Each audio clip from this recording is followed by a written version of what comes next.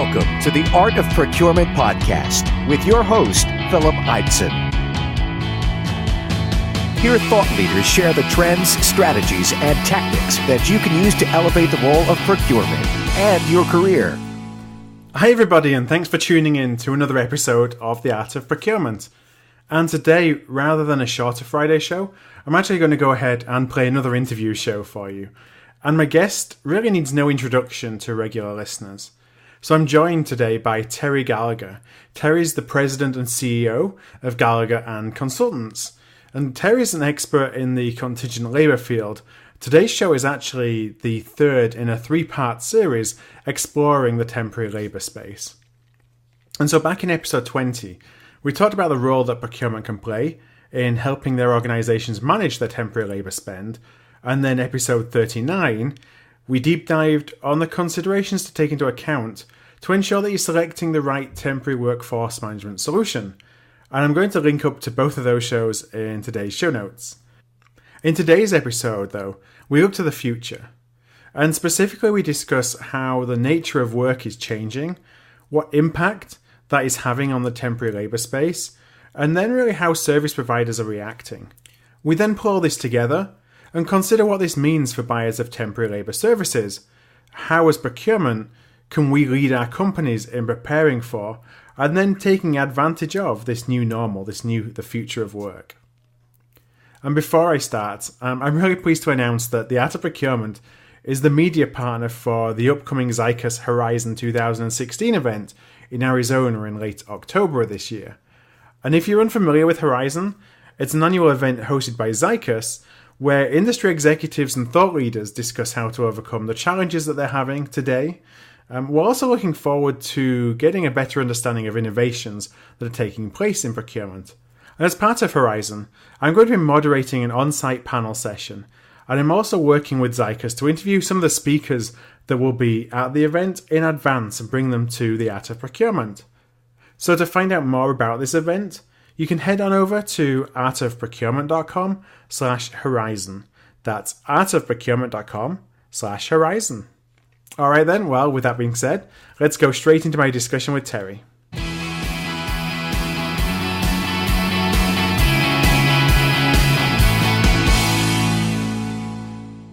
So hi Terri, and welcome back to the show. And actually you're our first three-peat guest on the Art of Procurement. Hi, Phil. It's great to be back. And yeah, I'm kind of feeling like a pro. I kind of miss being on the show if I'm not on it for a while. So happy to be back. I know it's like you're part of the scenery now. Yeah. Well, I talked a little bit before the music rolled about, how it was a three-part series that we mapped out. And this show is the third in that series. So today we want to talk about the future, where you see temporary labour category really evolving, both short term, I think, and long term. So let's jump right into it. Let's do it. So what are some of the factors that you believe are driving change in the way that companies use, access and manage temporary workers? Well, I think that's a great question, and it's going to help us kind of dovetail into some of the other things too about, what are the factors that are changing the landscape, and then how do we need to change how we support temp workforce strategies. Right. So really since the Great Recession, and it's not so great, by the way, I don't know why they call it that, but the workforce landscape has been turned on its ear. We have several factors coming into play that are really changing how and why we work. You've got the temp workforce growth. The average percentage of temporary workers in an organization is 20%, and it's expected to be 50% of the entire workforce by 2020. The talent shortage is definitely real. 60% of the new jobs open in the 21st century will require skills possessed by only 20% of the current workforce. Yeah. Particularly in STEM, and you're hearing a lot about that. And everyone kind of tosses this word around, but it is real. And companies are definitely feeling it. We're in a knowledge economy now. So even though you see these big high unemployment numbers, a lot of them are in the service economy, and a lot of those roles are kind of being eclipsed. So just a quick question. What do you mean by STEM? Great. Yeah, that's another term. Science, technology, engineering, and math. Okay. So if any of you have got degrees in those categories, you'll be fine. And you mentioned about that roughly 50% of total workforce by 2020 could be temporary workers. Is that realistic? Is that some, a pie in the sky vision? What's your feeling on that number? I think it is realistic because a lot of, like we talked about why and how you work, and this isn't something that's being forced on people. There's a lot of social and behavioral changes in the workforce mix that's changing why people work. There's a major shift happening from learning one profession and having one job and staying in it for decades. Workers want more life balance. They want to spend more time with their families. And then you have the millennials, who I think are very highly misunderstood. I got into a very interesting discussion about this with a friend of mine, and we debated the topic. But I'm a fan of millennials. The thing is, they're going to be the biggest percentage of our population, eclipsing the baby boomers, I think, in a few years. And, they want interesting projects. They want dynamic work environments. They're not going to stay in a company, in one job for 3 or 4 years. So you've got that going on. You've got baby boomers and their knowledge leaving our workforce at, I think it's roughly 10,000 a day. Wow. So that's really kind of changing the landscape too. And then, of course, you've got globalization of the workforce, right? We're really becoming a very flat world, and competition is now multinational. You've got companies that are, most of the clients I certainly work with are multinational. So, looking at the future of work, it's about businesses being able to source the talent they require in an on-demand manner from anywhere. Yeah, and I guess you and I are prime examples of people who went and jumped into this freelance temporary workforce from having relatively comfortable and stable jobs on the corporate side of things, because of some of the reasons why you mentioned before around flexibility, but also the ability to serve a number of different clients and diversify revenue streams rather than be reliant on one employer. Well, you're absolutely right. And, to be frank, people just don't trust corporate America anymore. They don't feel like that's safe, quote unquote. I talked about the Great Recession. And so people are looking at creating their own career path, creating their own workforce viability and being able to be relevant and going out on their own. And, I believe in this workforce. Temp workers, ICs built my entire company. So they built my website. My accountants, my lawyers, the army of people that I need are all ICs. And as far as I can tell, they're extremely happy. Trust me, they're extremely well paid. And it's a choice. Right. And so is technology enabling this more and more? Absolutely. You've got the on-demand economy, which is enabling more ways for buyers to connect to a wider spectrum of talent. And I went to an SIA executive conference about 6 months ago, and they had a tech forum set up, for talent recruitment software and vendor management systems and temporary labor. And it was overflowing. I think I'd heard one stat that there was 60 new providers that joined the market just over the past couple of years. So technology is probably the biggest enabler and or disruptor for connecting talent to the people that need them. And these intermediary platforms that are coming online, that are being enabled by technology, are they focused on still commoditized tasks? Because I know that's kind of where a lot of this industry started. Or are they coming to more specialized job roles, job types? It's really a little bit of everything. It's basically like a menu. What is the client want? You've got kind of the gig work where it's, everybody's heard about Uber and and then you've got kind of the online staffing and freelancer platforms where, those are more long-term jobs. You've got the human cloud where you can just send out a piece of a project and then have people bid. And then, you've also got just these technologies kind of upping their game and, bringing in mobile.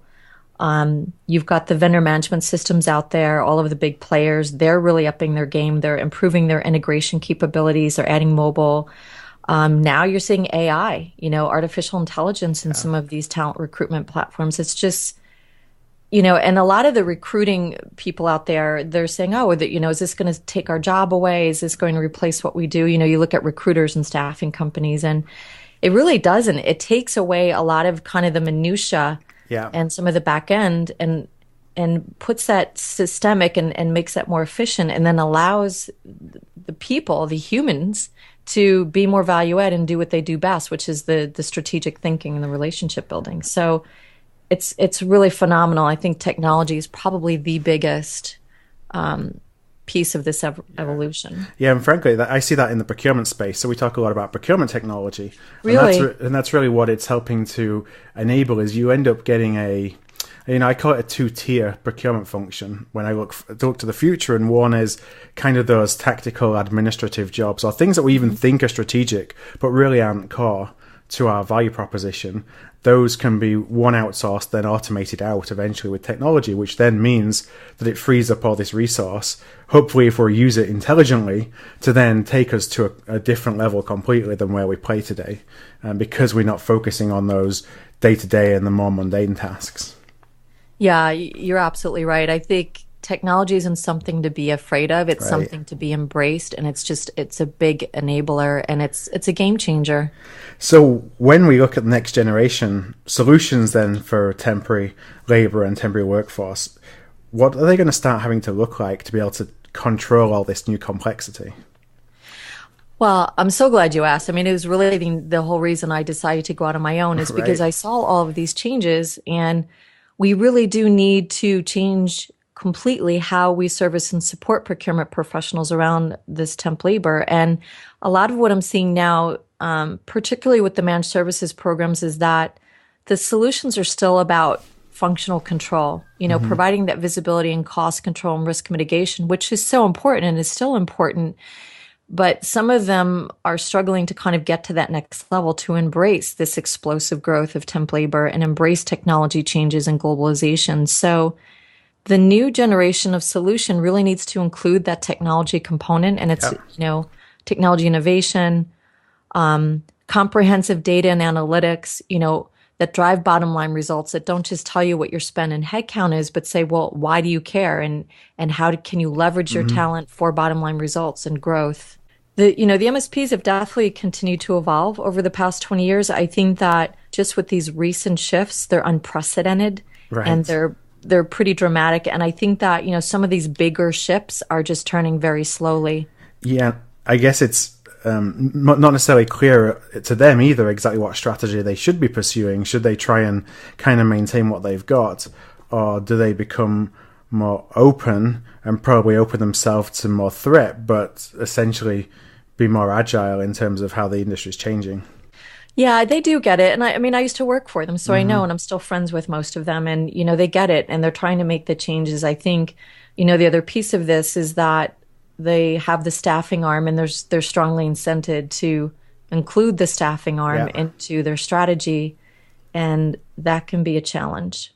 Do you think that the MSPs of today, are they going to morph into more of a technology platform that brings together all these different intermediation platforms, if you will, into a single view, or is that kind of too far out?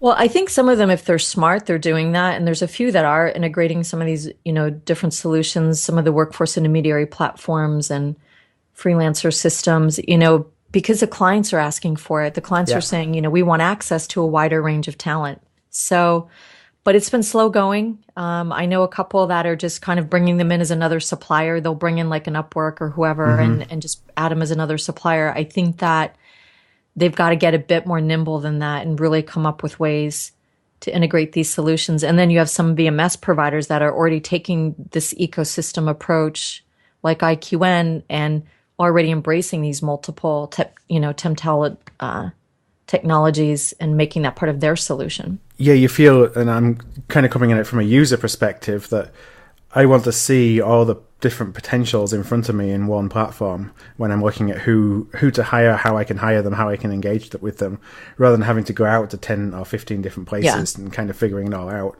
So in my mind, whoever does the best job of integrating all that is probably going to be the kind of company that is a winner from this change.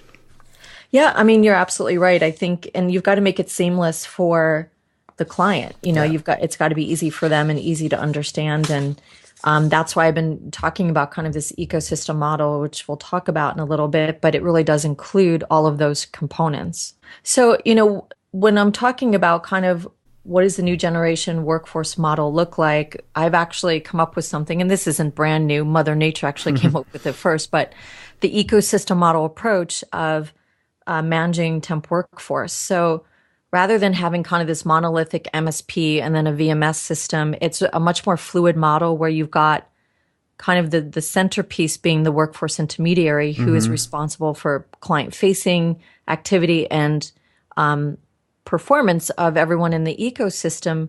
And that could be an MSP, it could be a staffing company, it could even be in-house.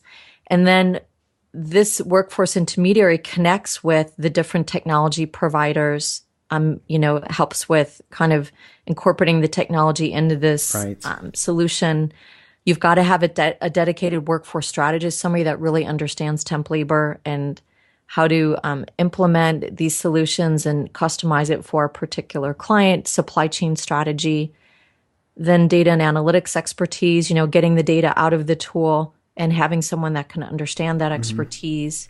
Your staffing suppliers are still an important part of this solution. They are, they're not going to be replaced by these workforce intermediary platforms, but they're certainly looking at providing other solutions besides just staff augmentation. They're actually upping their game too and providing more project-based solutioning. Okay. They're providing more RPO.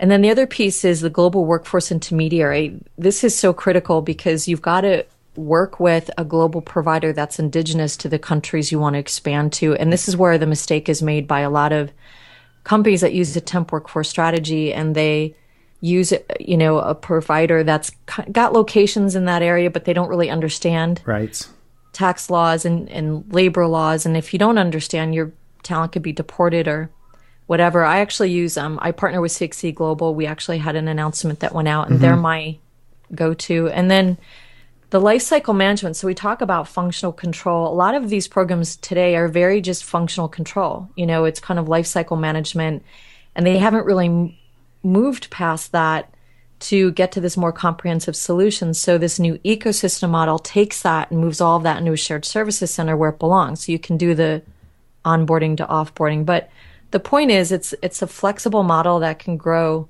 with the client and can flex and move according to the workforce landscape. How are you seeing companies, I guess, that you talk to about this model? How are they reacting to approaches such as this? That's a great question. I actually have a client I'm talking to now, and I'm looking at implementing this model. I think if you can just explain that, they don't really care how you do it. They just want to know that their problems are going to be resolved, that this is going to be seamless for them. So I had a call the other day with a client, and it was 2 other of my providers in my ecosystem that I work with to deliver these strategies, and it worked out great. And they were actually able to help me and support me and answer questions around technology and some of these other things that I might not have had as much information on. So it's not about making it more complicated. It's making it more fluid and more value add, bringing in just the best of the best for each of these components. Right. And is there a typical kind of company that is more open to thinking about new ways of managing temporary workforce? Do they have certain characteristics, or is it just based on individuals who might happen to work in those companies that kind of get that the future's changing and they want to be at the front of the queue if as you were to implement next generation strategies? I think that there's quite a few that are open, because if you look at the MSP Net Promoter Score, it's been going down pretty rapidly. And I think it's gone down something like 25% since 2011. I apologize, I don't have my notes in front of me. But so this isn't something I created, in a vacuum. This is something that I put together to respond to client requests. You're seeing a lot of clients bringing their programs in-house, because they don't feel that the value add is continuing to evolve with some of these programs they do have, or they'll switch out and bring in another provider. So I think they're ready. I think they just need they need thought leadership. They don't know, and nor should they know. They need thought leadership to come in and make these recommendations that make sense for them. But I think there's a huge appetite for changes. Yeah. So how can procurement react to this? What should their role be when we look at this new normal? Well, I think that, when procurement looks at this, they should still, the same priorities I think are still there, the cost control and visibility. One of the first questions I'll ask a potential new client is, what's your contractor spend? If they don't know, that's usually a sign that they're going to need my help. But, I think the cost savings are still going to be there. The visibility and risk, those are still very important components, and they need to make sure that that's going to be handled by this new model.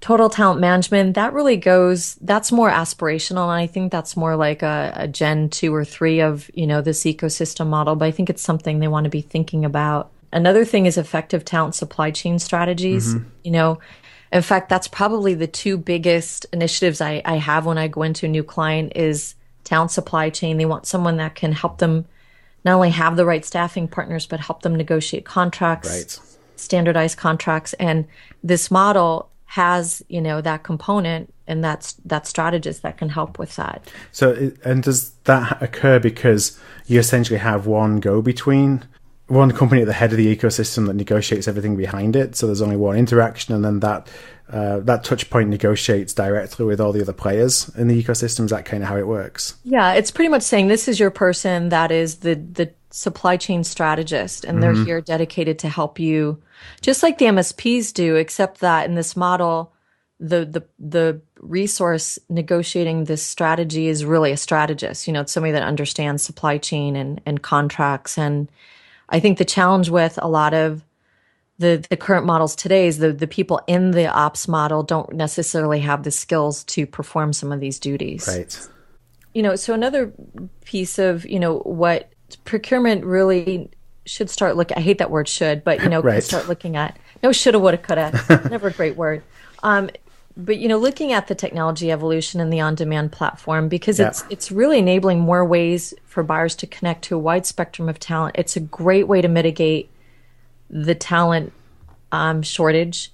And, if you've got the right thought leaders in place, and you've got in this ecosystem model, if you've got that technology person that's dedicated to not only helping you with roadmap decisions for your temp workforce technology, but helping you decide on the right technology strategy, it's a game changer. Yeah, I think that Andrew Carpy, who we both know, talks a lot about the opportunities that this may bring in terms of not just looking at temporary labor as, buying contract labor or whatever it is to fill a position, but actually the way that we buy services could change, because now we don't need to buy a managed service per se. You can just buy individuals and kind of manage them collectively to deliver the service that you may have bought as an individual service previously. You're absolutely right. It's really just, again, expanding your net, so to speak, to get in as many opportunities as you can to connect to talent. And a smart company is going to do that, because, talent is a lifeblood of an organization. I believe that's core to my mission statement. Yeah. Without people, you have no company, no product, no customers. So talent and getting the right talent in the door is going to be a game changer for any company. And, I think the other piece of this too is just looking at we talked earlier about the social behavior changes in the workforce mix has changed, but the reality is this is where we are today. All of the talk about Uber and these workers being disenfranchised. And even if you look at the lawsuits and the payments that were paid out, they're still allowing them to keep their independent consultant status.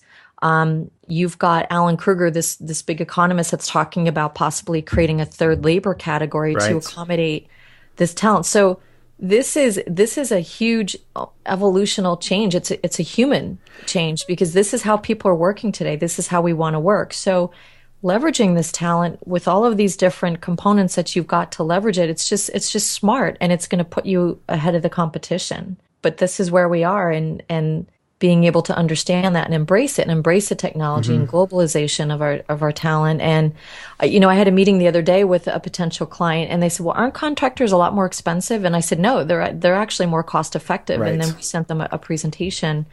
So there's a huge educational component to this, but I will tell you that the clients that I'm talking to are very open and willing to embrace this. They're ready. So something we touched on, I think it was back in the first episode when we talked to each other, was about legislation. And we're now, I think, 4 or 5 months since we had that conversation. I'm wondering, in the US specifically, is there anything on the horizon from a legislation perspective that looks like it might start to address these changes in the shifting work patterns? Because I know that's one of the kind of just unknowns is what kind of worker classification status people who come through these platforms may have who work independently, and what risks may exist to companies for engaging with them. Is it something that you think will get cleared up, or is it always destined to be a little bit of a gray area? I don't pretend to be a labor lawyer, an expert on economics. There's people much smarter than me. But from what I'm reading and seeing, you've got, the Bureau of Labor Statistics that's now looking at recounting the numbers for unemployment to include temp workforce. They feel the numbers they have are too low. You've got talk around, Alan Kruger talking about standardizing some of the labor laws around this talent. So I think people are trying to get their arms around it, but rather than say it's not going to work and, temp workers are being taken advantage of, I feel like it's shifting to more of an embracing of this workforce and how do we standardize it and leverage it and really make sure that the worker's protected. So it's going to take a while. This is not going to happen, I think, over the next year or two, but I do see movement for sure. Great. Well, we talked about what the future looks like, and I was interested, and this is again with my procurement hat on, if as a procurement professional, if you buy temporary labor services and you're not necessarily seeing your organization thinking in these terms, what would you recommend that they can do to start kind of spreading the word and to start having the key stakeholders, the key decision makers within their organizations start thinking differently about how they could manage temporary labor? Well, I think it's pretty simple. It's get them all in the room, get HR and procurement, if you're lucky enough to get the CEO or CFO in there. I heard this from a client the other day. They said, we know we need to look at this, but there's so many priorities. Right. And this commodity or category tends to be a bit of a hot potato. People know they need to look at, they know they're spending millions. They don't really know what's going on with it, but they've got other priorities. And I say, just get the people together and start talking and then bring in, there's so many different providers out there that can help you with this discussion. You're not alone, and that can take you through the whole journey to a place where you're saving money, you're getting the top talent you need, you don't have the performance issues. A lot of times when there's nothing in place, the most common things are quality issues. They tend to be overpaying, no visibility. There's lots of people out there, my company included, that can help with that. But get them at the table and start talking about it. That's a good first step. And actually, before we close, I talked before we rolled the tape on our interview about the fact that you'd put together a special health check document that you generously have created for the Art of Procurement audience. I think it actually ties in to taking stock of where you are today in your program. And I just wondered if you could give a little bit more information about the checklist that you put together, the health check you put together. Yeah, so basically, it's really just to ask some provocative questions around looking at your workforce and looking at, do you know what the spend looks like? How is performance? So when you get those folks together at the table, it's a good idea maybe for you to just use that checklist as a framework to start the dialogue. It's very simple. It's got a rating system, and it'll kind of, whether you say yes or no, and it'll kind of tell you the health of your current workforce strategy. And the intent of it is really to spark thought and be a little provocative and get companies to start thinking about what does this strategy look like, or do we have a strategy and do we really need to get going? And I think for those that go through it, I think they're going to find it very useful and definitely get them thinking. If you are in any way involved in the management of temporary labor, and I think that if you're listening this far in, you probably most definitely are, then I definitely recommend that you download a copy of it. You can actually do that on the show notes page for today's episode. And that's going to be at artofprocurement.com/future of work. And that's all one word. So artofprocurement.com/future of work. So Terri, I just really appreciate the time that you've taken over these past 3 shows to really deep dive on temporary labor and the category and kind of all the challenges that are out there, but also some of the ways that we can address those and actually take the category into the future. So what I'd love to do is just ask if people who are listening would like to reach out to you and learn a little bit more, perhaps further the conversation directly with you. What's the best way for them to do that? I think the best way is just to email me. I'm Terri at GallagherandConsultants.com, or you can go to my website, www.GallagherandConsultants.com, and I'm up all the time. I'm 24/7 because I love what I do. So happy to connect with you. Great. Well, I'll actually include those links as well Thank you. in the show notes. And again, those are going to be at artofprocurement.com/future of work. So, Terri, with that being said, again, just thank you very much for your time. And I'm sure that we won't leave it at 3 episodes. As things evolve, I'll definitely love to have you back on the show to talk a little bit more about temporary labor. Oh, I'd be thrilled. It's been an honor and a privilege to be part of what you're doing. I think you're doing amazing things out there. Thank I love you. the way, Phil, I think you're very progressive in what you're putting out there. And procurement is really going through an evolution on its own. So you're talking a lot about technology, and I'm thrilled to be part of it and a part of your show. Well, thanks, Terri. And some inside baseball for anyone who's still listening is that I've been pushing Terri to do the same on the temporary labor space and release a podcast. So hopefully that's going to be coming soon. When it is, I'll make sure that I tell my listeners about it. Yeah, we have a bet, and Yes. I never welsh on my bets. All right. Well, thanks a lot for joining me, Terri. Thanks. It was an honor and a privilege, and thank you to the listeners. Thanks. Appreciate it. Bye. Thank you for listening to another episode of The Art of Procurement. To find an archive of all past episodes, you can go to artofprocurement.com/episodes.